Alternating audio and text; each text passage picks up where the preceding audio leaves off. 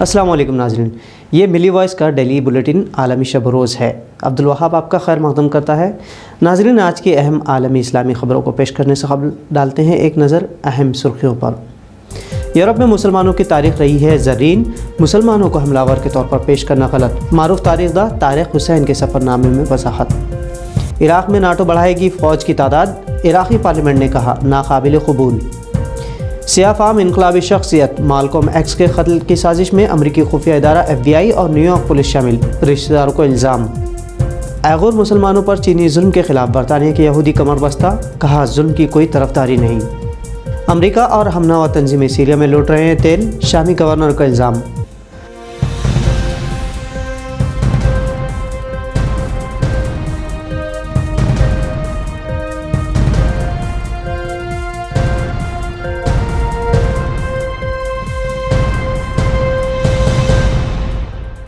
अब खबर तफसील से। यूरोप में मुसलमानों का अहद क़दीम रहा है और यूरोप में इल्म हुनर और साइंस की शमा मुस्लिम तहजीब ही से रोशन हुई है। इस बात का पता लगाया मारूफ ट्रैवलर तारिक हुसैन ने। उन्होंने अपनी किताब मिनट्स इन द माउंटेन्स में यूरोप में मुसलमानों की आमद से लेकर ज़माने क़दीम के रिश्तों पर रोशनी डाली। अपने सफ़रनामों को किताबों की शक्ल देकर हक़ाइक़ से रोशनास करने वाले तारिक ने इस किताब के लिए कई मुल्कों का दौरा किया। उन्होंने कहा कि जिस तरह स्पेन में मुस्लिम शनाख्त कदीम है, लेकिन आज स्पेन की मुस्लिम तारीख़ को भुला दिया गया है, इसी तरह बरतानिया में भी मुस्लिम तहजीब तकरीबन 7वीं सदी से मौजूद है।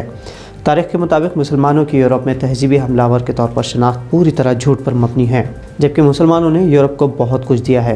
तारिख ने अपने सफ़रनामे के लिए यूरोप और मशरिक़ वस्ता के कई ममालिक का सफ़र किया। इस दौरान उन्होंने मकामी अफराद और सियासतदानों से भी मुलाकातें की। उनकी किताब जून 2021 में मंज़िल-ए-आम पर आएगी। इराक़ में नाटो फ़ौज के बढ़ाने के फ़ैसले के ख़िलाफ़ इराक़ी अफसरान और दानिशवरों ने सख्त रद्द-ए-अमल दिया है। नाटो के सेक्रेटरी जनरल जेम्स स्टोल्टनबर्ग ने हाल ही में बयान दिया था कि इराक़ में नाटो फ़ौज की तादाद बढ़ाई जाएगी। दानिशवरों के मुताबिक नाटो का ये फ़ैसला नाकाबिल क़बूल है। इराक़ी मेंबर ऑफ़ पार्लियामेंट आमिर अल-फैज़ ने नाटो के फ़ैसले की मज़म्मत की और कहा कि इराक़ी सरज़मीन पर किसी भी गैर मुल्की फ़ौज की ज़रूरत नहीं है। इराक़ी अफ़वाज हर तरह की बैरूनी ताक़तों से पंजा आज़माई के लिए काबिल है और उसने दाइश को शिकस्त दी है, जिससे बैरूनी ताक़तें इराक़ में दाखिल होने की कोशिश न करें।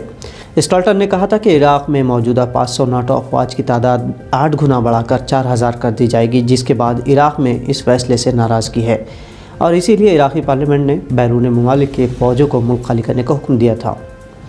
मारूफ सियाह फाम मुस्लिम क़ायद मालकॉम एक्स के कत्ल के पीछे अमरीकी FBI एजेंसी और न्यूयॉर्क पुलिस का हाथ है। इस तरह का दावा मरहूम क़ायद के अफराद ख़ानदान ने किया है।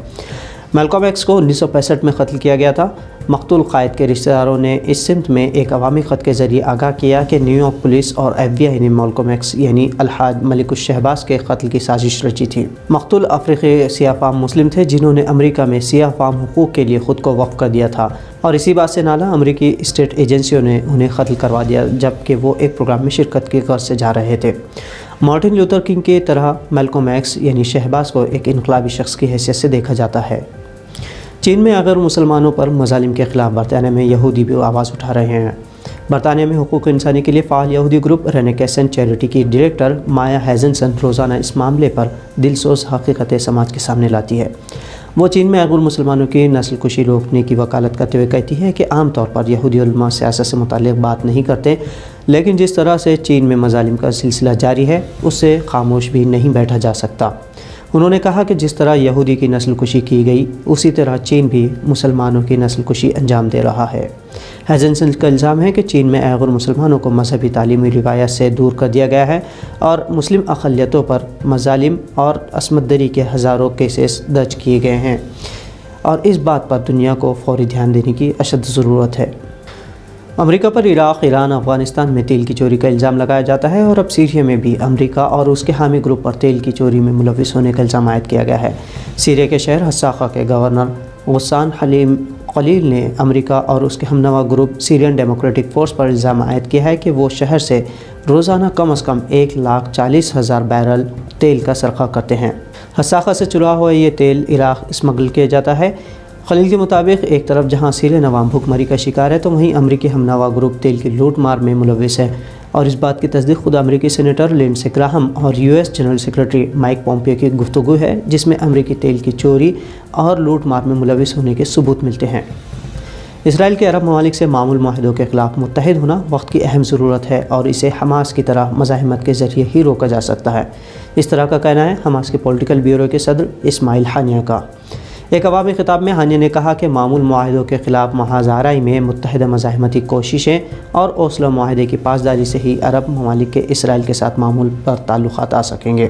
ہانیہ کے مطابق عرب ممالک سے معمول معاہدے ہی اسرائیل کے عرب ممالک میں دخل اندازی بتاتی ہے کہ وہ کس حد تک صلاحیت کر چکا ہے۔ حماس فلسطین کے غزہ پٹی، مغربی کنارہ اور القدس کے ساتھ ساتھ مکمل فلسطین کی آزادی کا مطالبہ کرتی آ رہی ہے۔ ایرانی جوہری توانائی افزوں پر امریکی پابندی کے بعد سے دونوں ممالک کے رشتوں میں دراڑ ہے۔ پابندیوں کو ہٹانے کے بعد ہی امریکہ سے کسی بھی معاملے پر گفت و شنید ہوگی، اس طرح کا فیصلہ ایران کر چکا ہے۔